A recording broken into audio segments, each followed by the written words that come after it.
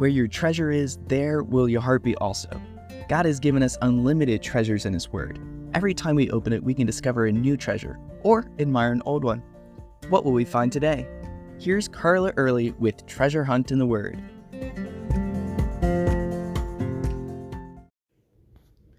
When we hit a crisis, how we perceive that crisis and respond to it often shows how mature we are spiritually.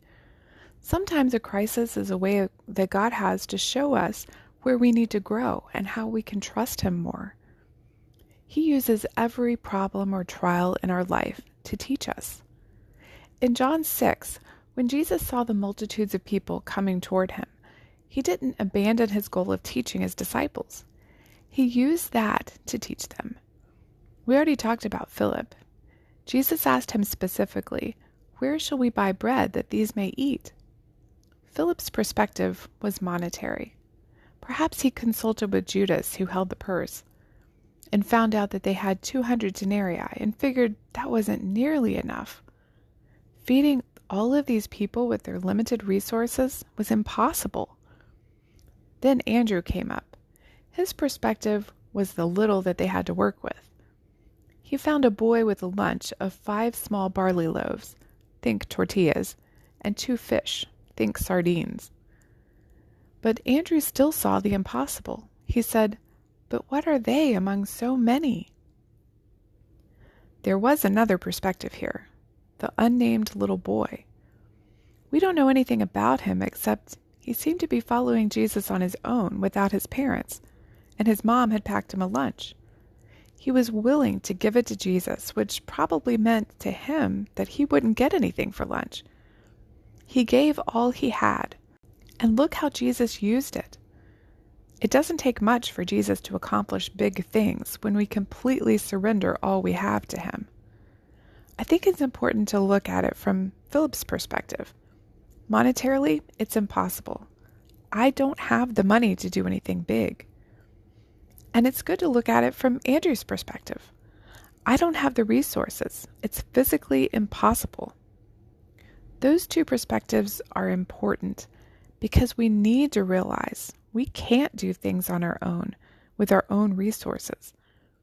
And when we do that, we can move on to the boy's perspective and say, "Okay, Lord, I can't do this, but here's what I've got. Do whatever you want with it." Then we can watch with anticipation what He'll do with it. Philip, Andrew, the little boy, and all of Jesus' followers learned that day how much Jesus could accomplish with the smallest sacrifice. Let me point out here that Jesus did not need the boy's loaves and fishes. He could have created food out of nothing. Even Satan recognized this when he tempted Jesus to turn the stones into bread to feed himself after he'd been fasting. Something like that was easy for God of the universe, who created the whole world out of nothing. But He used the sacrifice of that little boy's food and multiplied it exponentially to feed a crowd of 20 to 25,000 people. Can you imagine the testimony that young man had? The Messiah took my lunch and fed thousands of people with it. He certainly told his children and grandchildren this story over and over. We can have really awesome testimonies too when we give our all to Jesus and let Him use it as He sees fit.